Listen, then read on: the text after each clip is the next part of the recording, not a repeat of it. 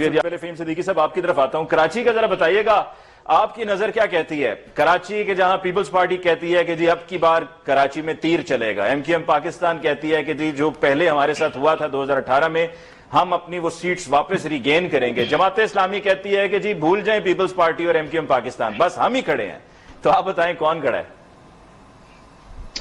دیکھیں، سب سے پہلے تو میں ایک چھوٹی سی کریکشن کرنا چاہوں گا جو خواجہ صاحب کہہ رہے تھے کہ، اور شاید میں نے پچھلے بریک سے پہلے ٹرانسمیشن میں سنا بھی، کہ جیلوں میں موجود قیدیوں کو جو ہے وہ موقع نہیں ملا ہے. تو کراچی کی جو سینٹرل جیل ہے وہاں پر موجود قیدی اب تک اپنا پوسٹل بیلٹ کا حق جو ہے وہ استعمال کر چکے ہیں، اور کراچی کی جیلوں میں جو موجود قیدی ہیں ان میں سے 138 قیدیوں نے، جن کا تعلق ملک بھر کے 38 اضلاع سے ہے، انہوں نے اپنا پوسٹل بیلٹ کا یا اپنا صرف 138 فہیم بھائی، صرف 116 جیلوں میں سے 138 116 جیلوں میں سے صرف 138 لوگوں نے.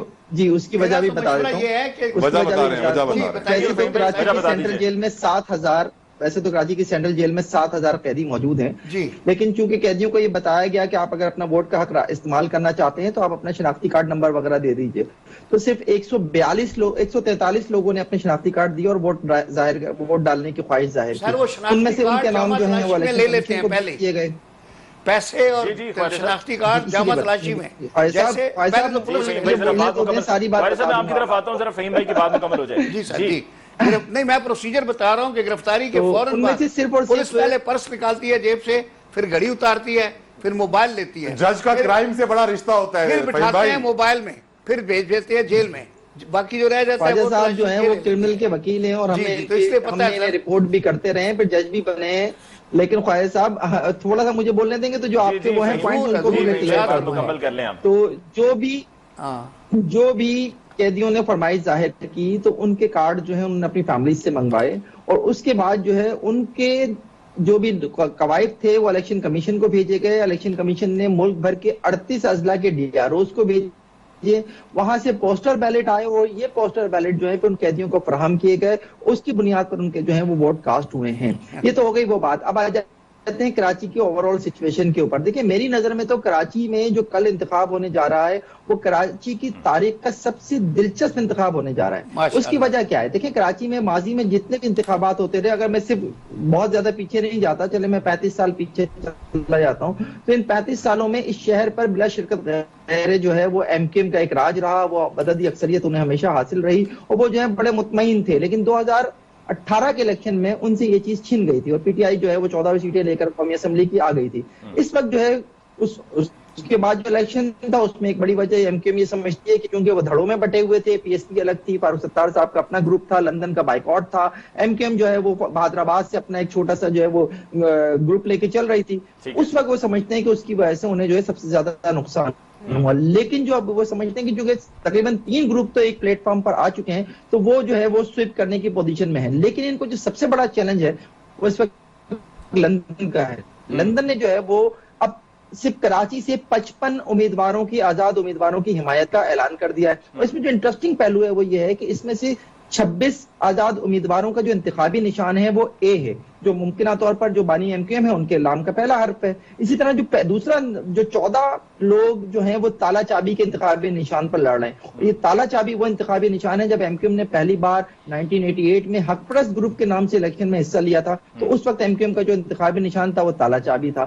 تو جو ایم کیو ایم سے لندن سے جو یا کے لیجیے کہ جو بانی ایم کیو ایم اس کے جو فارورڈ ہیں اترتے نظر آئے ہیں ہمیں، اور ظاہر ہے جو ان کو ووٹ دینے کے لیے نکلیں گے وہ بھی ایک بڑی تعداد ہو سکتی ہے. تو یہ ایک بڑی مشکل سچویشن ہے اس وقت ایم کیو ایم کے لیے. دوسرا پیپلز پارٹی بڑی اس وقت کراچی میں اس نے خاص طور پر بڑی ایگریسو اپنی کیمپین چلائی ہے الیکشن کے دوران.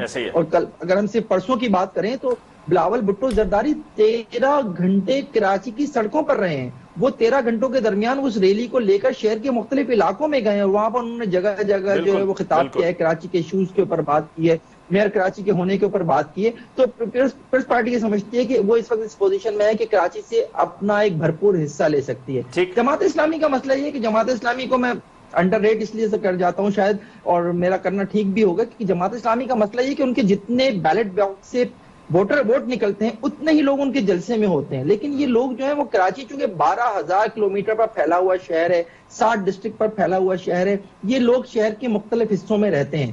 एमक्यूएम के बाइकआउट के नतीजे में ये कॉन्स्टिट्यूएंसी जो बल्दिया की होती है उससे तो काउंसलर या चेयरमैन मुंतखब हो जाते हैं, लेकिन जब पीएस का मरहला आए तो उसकी बिगर पिक्चर में उनकी वो पोजीशन नहीं होगी। Got your point. सना ने भी चूंकि कराची और इसी तरह से इंटीरियर सिंध के हल्के भी कवर किए हैं, सना आप एग्री करती हैं जो फहीम भाई ने बताया अभी? जी बिल्कुल, फहीम ने जिस तरीके से बताया कि बिलावल भुट्टो ने जिस तरह से अपनी कैंपेन जो है वो की, अभी आप ये देखें उन्होंने अभी आवाम को और कौन कौन से सुहाने ख्वाब दिखाने शुरू कर दिए। उन्होंने किसान कार्ड के हवाले से कहा, फिर उन्होंने यूथ कार्ड के हवाले से कहा, फिर उन्होंने अपनी स्पीचेस में ये कहा कि 300 यूनिट तक बिजली जो है वो फ्री कर दी जाएगी। तो जब इस तरह के सुहाने ख्वाब दिखाए जाएंगे तो आवाम तो यकीनी तौर पर वोट देगी। सिर्फ ये नहीं कहा कि तमाम कुंवारों की शादी करा दी जाएगी। अच्छा अली ये भी कह देते तो बहुत वोट मिलते। अली ये भी कितना कमाल हुस्न इत्तेफाक है कि बानी एमक्यूएम हो या बानी पीटीआई हो, दोनों का बड़ा किरदार है इलेक्शन में, लेकिन दोनों पिक्चर से गायब हैं। जी बिल्कुल, जी सना बात मुकम्मल कीजिएगा। अच्छा, मैं अब बता रही थी जिस तरह से आपने बताया कि हल्के कवर किए, हमने NA 249 कवर किया जिसमें खालिद मकबूल सिद्दीकी साहब जीते थे।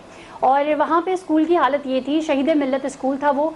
वहाँ पे जब हमारी टीचर से बात हुई तो पता चला कि जब बारिशें होती हैं तो 6-6 फीट तक वहाँ पर पानी आ जाता है, और ज्यादा बारिश हो तो फिर ज्यादा आता है। हाँ, ज्यादा बारिशें हो तो ज्यादा। अच्छा, और मजे की बात यह है कि वहाँ जब हमने टीचर से उनसे सिर्फ ये पूछा कि इस स्कूल की स्पेलिंग सुना दें, तो इंतहाई अफसोस के साथ कहना पड़ता है कि उस स्कूल की स्पेलिंग तक वो नहीं सुना सकी। जबकि जो हमारे वजीर तालीम थे सरदार अली शाह साहब, उन्होंने असम्बली में एक चार्ट पेश किया था जिसमें उन्होंने कहा था 252 अरब रुपए जो है सिंध की एजुकेशन के लिए बजट मुख्तस किया गया है, जिसमें 192 अरब रुपए जो है वो टीचर्स की तनख्वाहों और पेंशन की मद में जाता है, और 15 करोड़ रुपए उन्होंने कहा कि डेवलपमेंट की मद में खर्च होता है। तो मुझे तो वो कहीं नजर ही नहीं आता। ख्वाजा मोइनुद्दीन ने आज 50 साल पहले लिखा था तालीम बालगा, उसमें लिखा था कि ज़ेरे तालीम के साथ वोट का वाव लग जाए तो वो वजीर तालीम बन जाता है।